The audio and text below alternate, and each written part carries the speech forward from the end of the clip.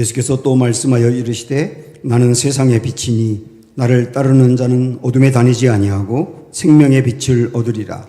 바리새인들이 이르되 내가 너를 위하여 증언하니 내 증언은 참되지 아니하도다. 예수께서 대답하여 이르시되 내가 나를 위하여 증언하여도 내 증언이 참되니 나는 내가 어디서 오며 어디로 가는 것을 알거니와 너희는 내가 어디서 오며 어디로 가는 것을 알지 못하느니라.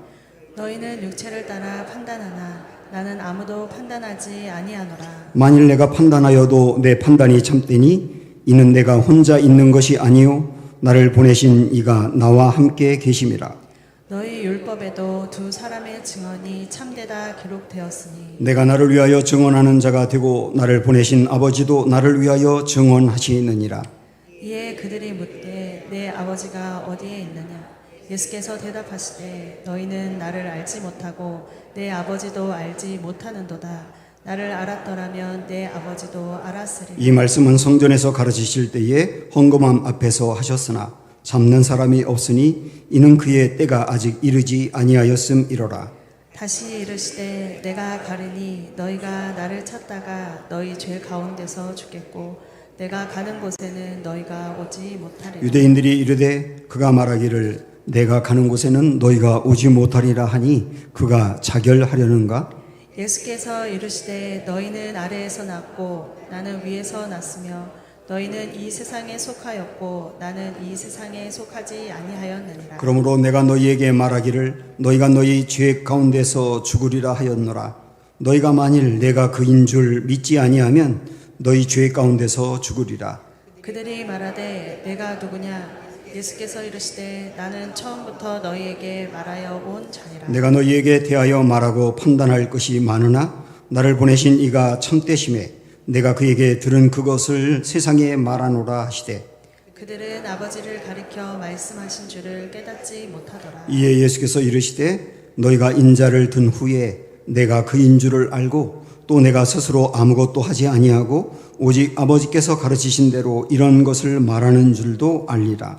나를 보내신 이가 나와 함께 하시도다. 나는 항상 그가 기뻐하시는 일을 행함으로 나를 혼자 두지 아니하셨느니라. 같이 읽습니다. 이 말씀을 하심에 많은 사람이 믿더라. 아멘. 제가 가까이 지내는 어떤 장로님이 있는데 이분은 기독교 기관의 리더이십니다. 그 기관은 전부 다 직원들이 기독교인만 있거든요. 한 번은 그 중직들 이렇게 회의에서 이 리더 되시는 장로님이 한 부장에게 당신이 좀 오늘 시작하는 기도를 해보라고 했답니다. 그랬더니 이분이 한마디도 얘기를 안 하더라는 거예요. 그래서 나중에 왜 기도를 안 했냐고 물어봤더니 긴장해서 그랬냐고 물어봤더니 이분이 하는 말이 충격이었어요. 자기는 대표로 기도해 본 적이 단 한 번도 없다고 하더랍니다. 근데 이분은 교회를 20년 다닌 분이에요. 여러분 20년 동안 교회를 다녔다는 것은 어마어마한 기간입니다. 근데 그 기간 동안 대표로 내 입에서 기도를 할 수 없을 정도로 이분의 중심이 없는 거죠. 확신이 없는 거죠. 교회를 다닌다고 하는 거, 기독교를 믿고 예수님을 믿는다고 하는 것은 어떤 취미 활동이 아닙니다. 교회를 다녀서 여러 사람과 좋은 교제를 나누는 것 때문도 아니에요. 심지어는 내 마음이 평안함을 얻고 내가 원하는 것을 이루기 위해서 다니는 것도 아닙니다. 그런 것들은 상당히 부수적인 것이고요. 기독교를 믿는다고 하는 것, 예수님을 믿는다는 것은 뭐냐면 살고 죽는 문제예요.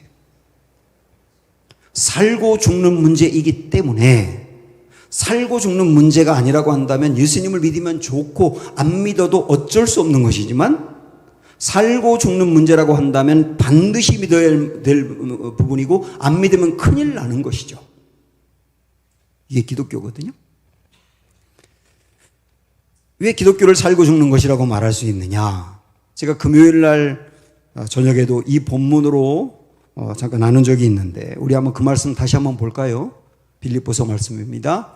너희 안에 이 마음을 품으라. 곧 그리스도 예수의 마음이니 그는 근본 하나님의 본체시나 하나님과 동등됨을 취할 것으로 여기지 아니하시고 오히려 자기를 비워 종의 형체를 가지사 사람들과 같이 되셨고. 잠깐만요. 여기서 끊어볼게요. 자, 이거 우리 예수님에 대한 소개인데요. 예수님은 원래 근본이 하나님이세요. 하나님과 똑같은 하나님이세요. 그러니까 당연히 예수님이 계시던 곳은 하나님 나라죠. 그런데 우리 예수님께서는 하나님 나라의 그 영광, 얼마나 아름답겠어요, 그 나라가. 그리고 얼마나 평안하고 얼마나 아무 문제도 없고 좋겠어요. 그 나라에 있는 게 그렇게 좋은데 그 나라에 있는 것을 뿌리치시고 자기를 비워. 그 말은 뭐냐면 버렸다는 얘기거든요. 비웠다는 말은 버렸다는 얘기인데 하나님 나라의 그 좋은 것을 버리고 인간이 되어 오셨다는 거예요. 왜 그러셨을까요? 인간 땅은 고통도 많고 우리 예수님도 살아가면서 얼마나 많은 어려움을 겪으셨어요. 근데 하나님 나라의 그 좋은 것 다 포기하고 인간 땅에 오셨단 말이에요. 왜요? 저를 구원하기 위해서. 여러분 구원하기 위해서. 자, 그러면 우리 이거 갖고 생각을 해보는 겁니다. 여기에 A라고 하고, 이 A는 뭐냐면 하나님 나라의 그 좋은 영광이에요. B는 뭐냐면 나를 구원해내는 거예요. 그런데 예수님은 B 때문에 A를 버렸거든요. 나를 구원해내는 것 때문에 하나님 나라 그 좋은 걸 버렸거든요. 그 말은 뭐냐면 우리 예수님은 하나님 나라에서 편하고 안전하게 사는 것보다 나 한 사람 건져내는 것을 더 중요한 가치로 여겼다는 거예요. 이것만 봐도 구원이라고 하는 게 얼마나 중요한지, 구원이 얼마나 중요하기에 우리 예수님은 하나님 나라 다 버리고 인간 땅에 오셨을까요? 또 하나, 자, 이 말씀 끝에 보면, 이어서 보면 사람의 모양으로 나타나서 자기를 낮추시고 죽기까지 복종하셨으니 곧 십자가에 죽으십니다. 예수님의 십자가에서 죽으셨어요. 하나밖에 없는 목숨을 던졌단 말이죠. 여러분, 내 목숨 던진다는 건 이거는 있을 수 없는 일이잖아요. 근데 예수님은 당신의 목숨을 던지셨어요. 왜요? 저 건져내려고. 저 구원해내려고. 여러분 구원해내려고. 그러면 우리 예수님이 당신의 하나밖에 없는 목숨을 버리고 던질 정도로 나의 구원이 소중하다는 거죠. 제가 이 말씀을 이전에 큐티하면서 묵상한 다음에 이 사실을 깨달은 순간 제가 받은 게 얼마나 감격스러운지 감사가 넘치고 막 눈물이 펑펑 나올 정도로 감사하고, 그러면서 와, 나라고 하는 존재가 하나님 앞에 이렇게 귀하구나. 하나님 나라 포기하고 이 땅에 나건지기 위해서 오실 정도고 당신의 하나밖에 없는 목숨을 버리면서까지 건져내고 싶을 만큼 저라고 하는 존재가 정말 귀하구나. 절대로 허투루 살면 안 되는 거구나, 이거. 그런 것들 깨달았거든요. 구원이라고 하는 게, 영생이라고 하는 게 이토록 귀하다는 거죠. 살고 죽는 문제라는 거예요, 예수님 믿는 것은. 종합절에 예수님이 요한복음 7장에서부터 굉장히 많은 설교를 하셨습니다. 그런데 우리 예수님이 많은 설교를 해도 사람들이 예수님을 거절하는 거예요. 받아들이지 않고 심지어는 때리려고 하고 그리고 잡아 죽이려고 하고 그리고 하여튼 예수님을 넘어뜨리기 위한 여러 가지 건수를 찾는 거예요. 이쯤 되면 예수님도 그래, 당신들 안 되겠다라고 포기할 만하잖아요. 만약에 여러분께서 교회를 위해서 정말 열심히 헌신하고 봉사했는데 이 더운 여름에 땀을 뻘뻘 흘리면서 나를 위해서도 아니고 교회를 위해서 열심히 봉사했는데 사람들이 나에 대해서 오해하고 공격하고 그러면 보통 사람들은 어떻게 생각하겠어요? 이제 이런 거 안 해. 나를 위해서도 아니라 교회를 위해서 했는데 내가 이렇게 모욕을 당하고 사람들로부터 오해를 받고 공격을 받는다면 나 이런 거 더 이상 안 해. 그럴 거 아닙니까? 예수님도 그렇게 사람들의 영혼을 건져내기 위해서 그들의 구원을 위해서 이렇게 말씀을 전하고 말씀을 전하는데도 사람들이 받아들이지 않고 거절하고 공격하는 겁니다. 이쯤 되면 아유, 당신들은 안 되겠어. 그러면서 내려놓을 만도 한데 주님은 그러지 않으세요. 또 말씀을 전하는 거예요. 전 이것을 보면서 지금 이 말씀을 듣고 있는 우리들 중에서도 구원, 그러면 아니, 그런 게 어딨어. 사람이 이 땅에서 짧게 살다가 죽으면 끝나는 거지 라고 생각하는 분들이 여전히 있을 수 있고요. 구원이 있다는 것은 뭐 알겠지만 나에게 그렇게 필요한 건 아니야. 나 구원 이런 거 별로 관심 없어. 그렇게 생각하는 분도 있을 수 있고, 심지어는 구원이라는 그런 설교라든지 천국이나 지옥 이야기라든지 이런 거 이런 거 말씀을 전하면 좀 마음으로 이렇게 거부하는 분들이 있을 수 있거든요. 근데 오늘 말씀은 우리에게 무엇을 소망으로 품게 하느냐면, 설령 그렇게 마음으로 받아들이지 않고 저항한다 하더라도 우리 예수님은 그 사람을 어떻게 해서라도 건져내기 위해서 포기하지 않는다는 거예요. 그래서 오늘도 또 말씀을 주십니다. 여러분, 오늘 말씀을 이런 주님의 마음을 생각하면서 보시면 좋겠어요. 지금 초막절 기간인데요. 예수님 시대의 초막절에는 세 가지의 어떤 퍼포먼스가 있었습니다. 첫 번째는 천막을 짓는 거예요. 그 천막에 들어가서 일주일 동안 사는 겁니다. 이것은 이스라엘 백성들이 광야 생활하면서 실제 천막에서 살았던 것을 기억하는 거죠. 두 번째 의식은 뭐냐면, 우리가 몇 주 전에 본 것처럼 실로암이라고 하는 우물가에서 그 연못에서 물을 떠다가 제단에 매일매일 붓는다고 했죠. 그것은 하나님께서 성전에 임하셔서 영광이 충만했던 것을 기억하면서 이 성전에 하나님이 그렇게 임해 주시면 좋겠다라고 하는 것을 의식으로 표현한다고 했잖아요. 근데 우리 예수님은 그걸 보면서 저렇게 퍼포먼스를 한다고 하나님의 영광이 임하는 게 아니라 바로 내가 생수야. 내가 생수야. 나를 마시면 진정으로 살 수 있어. 마신다는 게 믿는 거잖아요. 그렇게 말씀하신 거 우리가 이전에 배웠잖아요. 세 번째 퍼포먼스가 뭐냐면, 이제 저녁 때가 되어서 어두워지면 성전 앞에 뜰이라고 하는 넓은 공간이 있는데 그 뜰에 사방에 불을 밝게 비춥니다. 그리고 사람들이 횃불을 들고 춤을 추면서 축제를 벌여요. 그것은 이스라엘 백성들이 광야 생활할 때 하나님이 거기에 빛으로 비춰주신 것처럼 우리에게도 빛을 비춰달라라고 하는 그런 바람을 표현하는 겁니다. 그런데 바로 그렇게 사람들이 밖에서 횃불을 들고 막 춤을 추면서 밝게 빛을 비추었을 때 바로 그 시간에 예수님이 성전 안에서 설교하신 게 오늘의 말씀이에요. 뭐라고 하시나요? 12절 보시면, 자, 다 같이 보세요. 시작. 예수께서 또 말씀하여 이르시되 나는 세상의 빛이니 나를 따르는 자는 어둠에 다니지 아니하고 생명의 빛을 얻으리라. 예수님이 선포하십니다. 나는 세상의 빛이야. 나는 빛이야. 지금 밖에 성전 뜰에서 사람들이 막 이렇게 불을 비치면서 횃불을 들면서 춤을 추고 있는 그 시간에 저런 식으로 의식을 한다고 하나님의 빛이 임하는 게 아니라, 빛이 여기 와 있어. 지금 이 성전에 빛이 와 있어. 내가 빛이야. 그렇게 말씀하신 겁니다. 여러분, 이게 굉장히 중요하기 때문에 오늘 이 12절 한 절을 갖고 좀 길게 말씀을 드리려고 해요.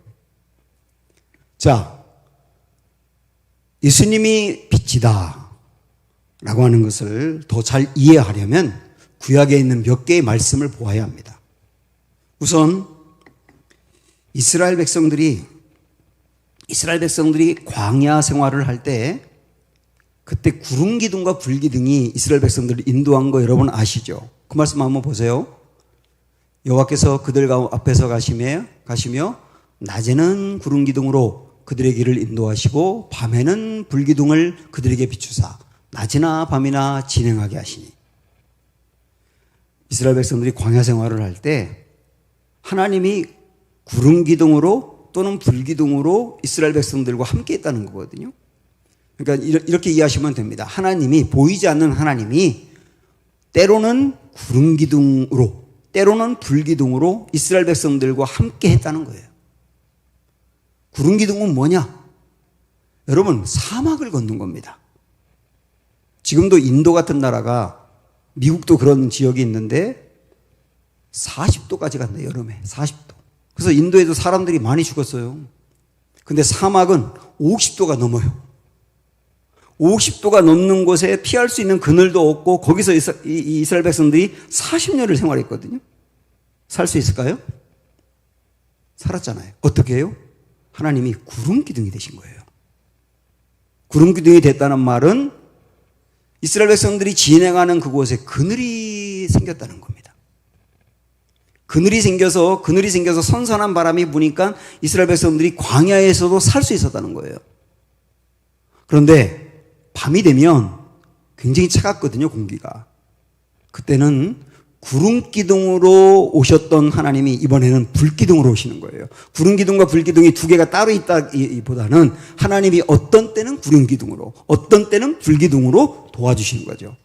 불 기둥이라고 하는 말은 뜨거운 바람이 부는 거예요.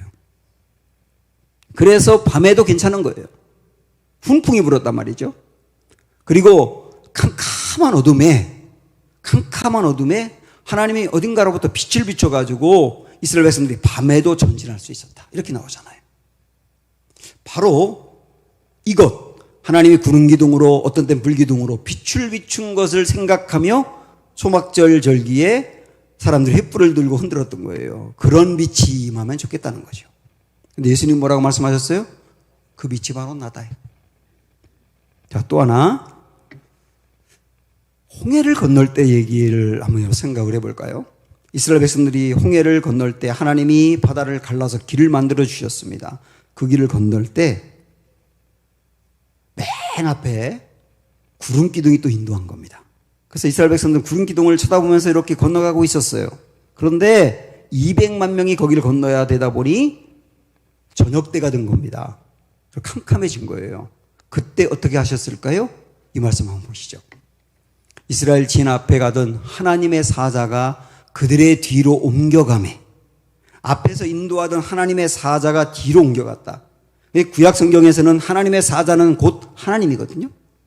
그리고 보이지 않는 예수님이 그때 하나님의 사자의 모습으로 이스라엘 백성과 함께했다. 이렇게 해석해도 괜찮아요. 앞에 가던 하나님의 사자가 뒤로 갔단 말입니다. 그러니까 어떻게 되느냐면 구름 기둥도 앞에서 그 뒤로 옮겨. 그 다음에 애굽 진과 이스라엘 진 사이에 이르러 서니 저쪽에는 구름과 흑암이 있고 이 애굽 진영에는 그렇단 말이죠. 이쪽에는 이스라엘 백성들이 있는 곳에는 밤이 밝음으로 밤새도록 저쪽이 이쪽에 가까이 못하였더라. 그러니까 밤이 되어서 어두워진 겁니다. 어두워지니까요, 이스라엘 백성들이 앞으로 전진할 수가 없잖아요. 그때 하나님이 뒤로 가가지고 밝은 빛을 비추셨다는 거예요. 그러니까 모두 다 홍해를 건널 수 있게 되었다. 자, 이 말씀이거든요. 이 말씀을 우리가 생각을 하면서 우리 예수님은 지금 뭐라고 말씀하시느냐면 바로 그때 비추었던 빛이 나야. 내가 바로 그때 그 빛이 되었던 거야. 그리고 그때 비추었던 빛이 지금 이 자리에 있어. 여러분, 그걸 뭘 얘기할까요?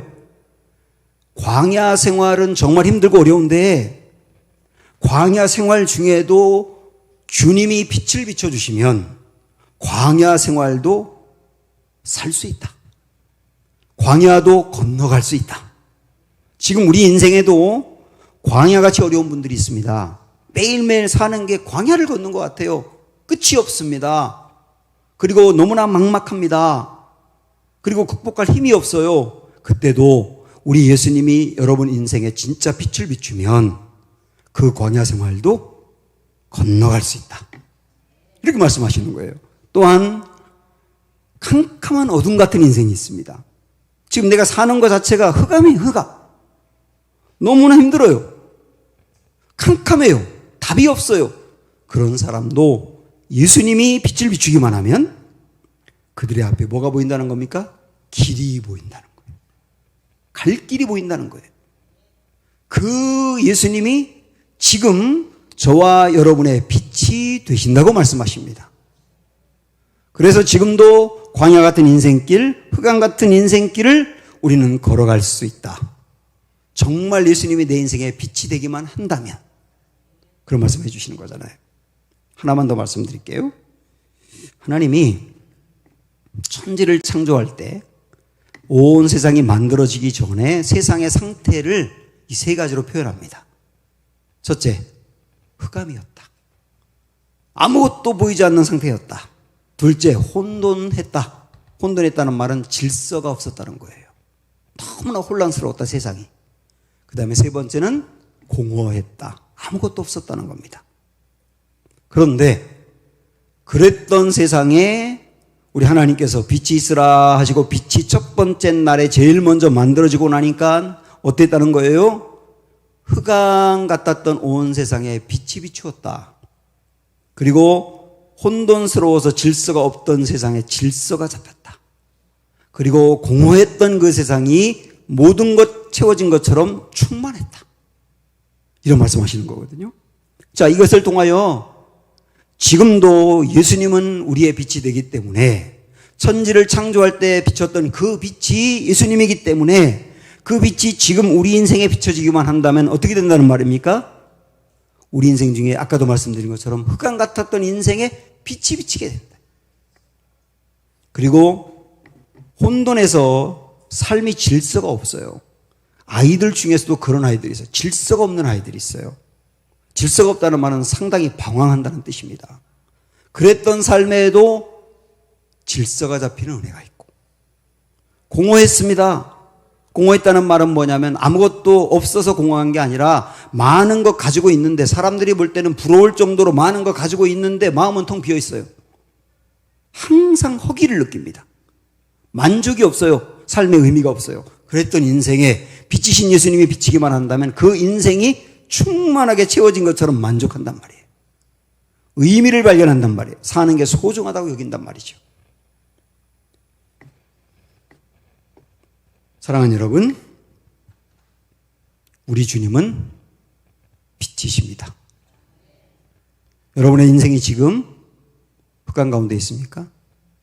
빛이신 예수님을 찾아보십시오. 여러분 인생이 지금 질서가 없나요?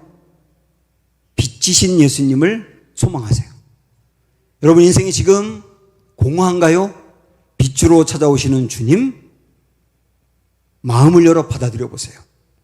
그러면 빛이신 예수님은 여러분 인생을 다르게 바꿔놓으실 것이다. 이렇게 말씀하시는 겁니다. 지금까지 우리 예수님 빛이 되신다 이런 말씀하셨는데요. 그런데도 사람들은 그 예수님이 빛이 되신다는 것을 받아들이지 않아요.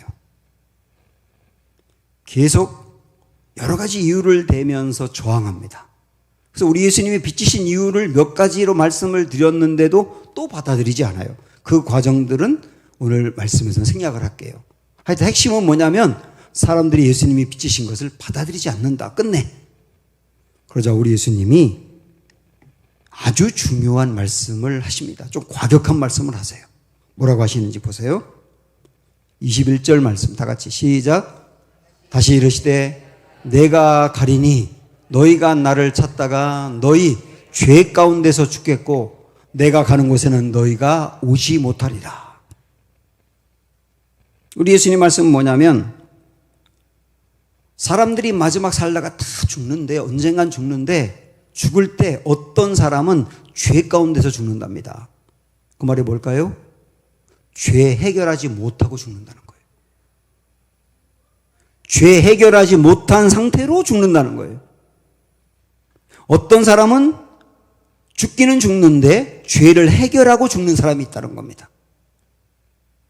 지금 저와 여러분이 오늘 죽는다면 어떨까요?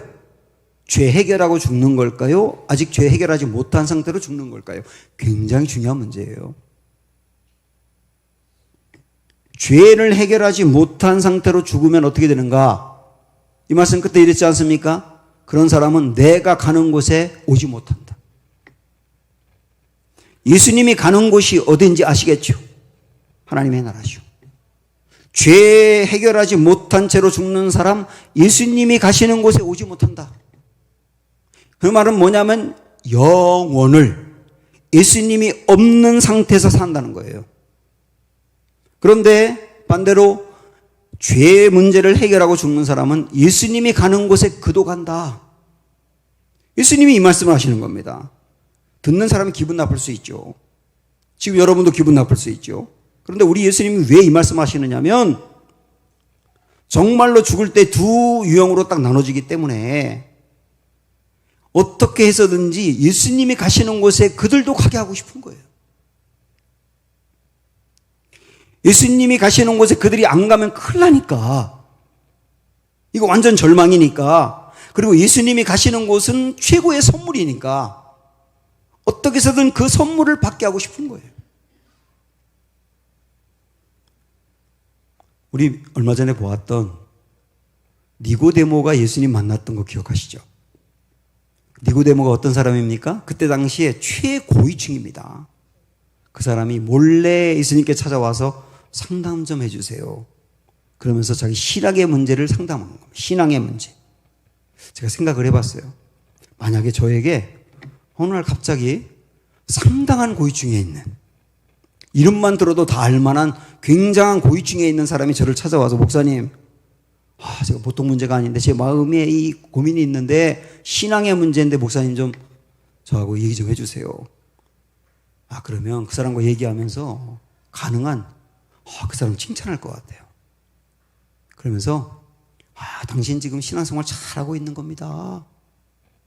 그러면서 그 사람과 좋은 관계를 맺고 그 사람이 도움도 받고 사람들에게 그 사람 잘 알고 있어요. 저 그 사람하고 친해요. 그러면 저도 뻐길 수 있으니까. 그럴 것 같아요. 최고위층의 사람이니까. 그 사람이 예수님을 찾아온 거거든요. 그리고 자기 마음의 고민을 얘기할 때 우리 예수님이 그 사람에게 뭐라고 말씀하셨어요? 당신 거듭나야 돼요. 당신 거듭나지 아니하면 하나님 나라 못 갑니다. 그 사람은 칭찬한 것도 아니에요. 지금 신앙생활 잘한다고 말하는 것도 아니라 지금 그대로 당신 안 됩니다. 이대로 안 됩니다. 당신 이대로 그냥 가면 지옥 가요. 당신 하나님의 나라에 가려면 거듭나야 돼요. 그 말을 들은 니고데모가 기분 나쁠 수 있잖아요. 그리고 예수님을 공격할 수 있잖아요. 근데 우리 예수님은 설령 그 사람이 기분 나빠도 그대로 이 사람 돌려보낼 수 없는 겁니다. 왜냐하면 그대로 돌아가면 죄 가운데 죽을 수 있으니까요. 거듭나지 못하니까요. 그래서 거듭나야만 한다고 얘기하는 거예요. 그 말은 뭐냐면 실제 거듭남이 있다는 것이고 거듭나지 않으면 큰일 난다는 얘기입니다. 이게 진짜 예수님이 니고데모를 사랑한 거 아닐까요? 예수님이 니고데모를 사랑하지 않았다면 그냥 듣기 좋은 말로 칭찬하고 이 정도 충분합니다. 괜찮습니다. 앞으로 저와 좋은 관계를 맺으시고 그렇고 말 거예요. 사랑하지 않는다면. 근데 사랑하니까 그냥 돌려보낼 수가 없는 거예요. 듣기 기분 나빠도 반드시 거듭나야 된다고 말할 수밖에 없는 겁니다. 목사인 저도 여러분 제가 사랑하지 않는다면 그냥 설교할 때 세상에 살아가는 데 필요한 정보 좀 제공하고 재밌는 얘기 좀 하고 예화 많이 하고 그러면서 설교 끝나고 나갈 때 오늘 재밌는 시간이었어. 그런데 그렇게 계속 가다가 죄 가운데 죽을 수 있어요. 그럼 예수님이 계신 곳에 못 가는 거거든요. 그럴 수는 없잖아요. 제가 목사인데. 그래서 어떤 때는 쓴소리도 하는 거고 어떤 때는 꾸중도 하는 거고 듣기 싫어도 천국과 지옥을 얘기하는 거고 그리고 천국에 갈 수 있는 영적인 말씀을 전하려고 하는 거고. 왜냐하면 그래야 그 사람이 살 수 있고 죄 가운데 죽는 게 아니라 죄 문제 해결하고 죽고 주님이 계신 곳에 그도 있을 수 있으니까. 그래서 그러는 거잖아요. 제가 여러분을 사랑하기 때문에. 사랑하지 않는다면 이런 말 안 해도 되거든요. 지금 예수님이 그렇게 예수님을 거절하고 말씀하고 말씀해도 예수님을 거부하는 사람들을 포기하지 않고 또 얘기하고 또 얘기하는 건 이들이 이렇게 받아들이지 않으면 정말 안 되기 때문에 그들 정말 사랑하는 마음으로 그러시는 거예요. 여러분 이 말씀을 예수님의 마음으로 좀 받아들이면 좋겠어요. 그러면 죄 가운데서 죽지 않고 예수님이 가신 곳에 나도 갈 수 있는 길이 뭘까? 길이 있습니다. 24절 다 같이 봅니다. 시작. 그러므로 내가 너희에게 말하기를 너희가 너희 죄 가운데서 죽으리라 하였노라. 너희가 만일 내가 그인 줄 믿지 아니하면 너희 죄 가운데서 죽으리라. 자, 여기 답이 나왔어요. 누가 죄 가운데서 죽고 예수님이 가신 곳에 가지 못한다 그랬습니까? 예수님이 그인 줄을 믿지 않는 사람이라는 거예요. 그러면 누가 죄 가운데서 죽는 게 아니라 죄 문제 해결하고 예수님이 가신 곳에 그도 갈 수 있을까요? 예수님이 그인 것을 믿으면 된단 말이에요. 그러면 예수님이 그라고 하는 그 그는 누구를 말하는가? 말할 것도 없이 앞에서부터 쭉 말씀했던 핵심, 나는 빛이다 했던 거죠. 나는 빛이다. 예수님이 빛이라고 하는 것을 진짜 믿고 받아들이는 사람이 죄 가운데 죽는 게 아니라 죽음의 문제 해결하고 예수님 가신 곳에 간단 말입니다. 그러면 예수님이 빛이라고 하는 것은 예수님이 천지를 창조할 때부터 그 비쳤다고 말씀하니까 곧 예수님이 하나님이란 뜻이잖아요. 그래서 내가 그인 것을 믿는다라고 하는 말은 예수님이 빛인 것을 믿는다는 말뿐만 아니라 예수님이 하나님인 것을 믿는다는 얘기입니다. 그리고 그 빛이신 하나님이 인간 땅으로 내려와서 사람들에게 빛을 비추었지 않습니까? 그가 그리스도잖아요. 그래서 예수님이 그리스도인 것을 믿는 거예요. 내가 그다. I am he. 여기 he는 대문자 he라고 하고 볼 수 있습니다. 바로 그. 내가 바로 그 빛이야. 내가 바로 그 하나님이야. 내가 바로 그 그리스도야. 그것을 믿으면 돼. 이렇게 말씀하는 거거든요. 오늘 사랑하는 여러분, 이 시간에 여러분 마음에서 한번 이런 질문이 있다고 생각을 해보십시오. 광야 같은 인생길도 걸어가게 하시는 분이 있을까요? 그때 우리 예수님이 대답하십니다. 그럼 내가 그야. 나는 광야 같은 험악한 인생길도 결국 살게 하고 가게 하는 하나님이야. 이렇게 말씀하십니다. 내 인생의 어둠을 몰아내고 빛같이 밝은 빛을 가지고 살게 하시는 분이 있을 수 있을까요? 라고 질문한다면 그때 우리 예수님은 그가 바로 나야. 내가 바로 그 어둠을 몰아내고 진정한 빛 가운데 살게 하는 그야. 말씀하세요. 내 인생이 지금 무질서한데요. 무질서한 내 인생의 종지부를 찍고 내 마음이 매우 혼란스러워서 안정이 안 돼 있는데 이 안정이 안 되는 내 마음을 질서 잡게 해주실 분이 있을까요? 라고 할 때 우리 주님 뭐라고 하세요? 내가 바로 그야. 내 삶이 지금 공허합니다. 사람들은 나를 부러워하는데 내 마음은 비어있는 것만 같아요. 채워지지 않아서 답답해 죽겠어요. 내 마음에 공허한 내 마음을 채울 수 있고 만족하고 충만하게 할 수 있는 분이 있을까요? 예수님 말씀하세요. 내가 바로 그야. I am he. 내가 바로 그야. 죄 가운데 죽으면 끝인데 죄 가운데 죽지 않고 죄를 해결하고 죽게 할 리가 있느냐? 바로 내가 그야. 우리 주님의 이 내가 그라고 하는 이 말씀, 전 여러분에게 들리기를 원합니다. 그런데 사람들은 그렇게 말씀하셨는데도 저는 아마 주님이 내가 그야라고 말할 때 정말 애절하게 간절하게 그 눈빛이 사람들을 응시하면서 말씀하셨을 거라고 봐요. 내가 바로 그야. 나를 믿으면 돼. 그 사람들은 그렇게까지 하셨는데도 또 거부하는 거예요. 그러자 예수님이 28절에서 이렇게 말씀하십니다. 이에 예수께서 이르시되 너희가 인자를 든 후에 내가 그인 줄을 알고 또 내가 스스로 아무것도 하지 아니하고 오직 아버지께서 가르치신 대로 이런 것을 말하는 줄도 알리라. 무슨 말일까요? 너희가 내가 그인 줄 알 거야. 언제 아느냐? 인자를 든 후에, 그 말은 뭐냐면 내가 떠난 뒤에, 내가 떠난 뒤에 알 거야. 여러분, 이 말은 무서운 얘기예요. 예수님이 바로 그라고 하는 것을 알 수 있는 기회가 사라질 수도 있다는 거예요. 사람들이 그렇지 않습니까? 그 사람이 떠나고 난 뒤에 그가 얼마나 소중히 있는지를 알잖아요. 그가 부재한 뒤에야 그가 정말 나에게 귀한 사람이었다는 것을 드디어 깨닫잖아요. 지금 내 옆에 있는 그 사람이 최고로 소중한 사람인데 우리는 그걸 잘 모르잖아요. 이처럼 예수님이 그들을 떠난 뒤에, 다시 말하면 기회가 사라진 뒤에야 예수님이 그분이었는데 이럴 날이 올 수도 있다는 거예요. 그래서 미루지 말아라.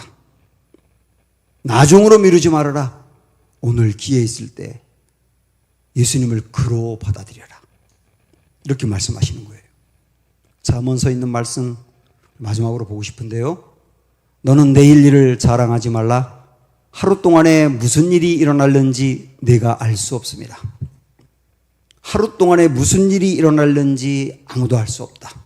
이 말은 뭐냐면 어떤 이들에게는 다시 기회가 주어지지 않을 수도 있다는 얘기예요. 그리고 어떤 이들에게는 내일이 그들에게는 없는 날이 될 수도 있다는 얘기예요. 하루 동안에 무슨 일이 일어나는지 알 수 없으니까요. 그래서 바로 오늘 우리에게 손 내미시는 주님이 계실 때 그 손을 붙들고 주님과의 진지한 관계를 맺어보자. 예수님을 나의 빛으로 마음으로 받아들이자. 이렇게 권면하는 말씀입니다. 저는 우리 하나님께서 여러분의 마음을 열어주셔서 예수님을 빛으로 받아들이고 예수님이 주고자 하는 그 생명과 구원을 모두 얻는 은혜가 있기를 주님의 이름으로 축원합니다.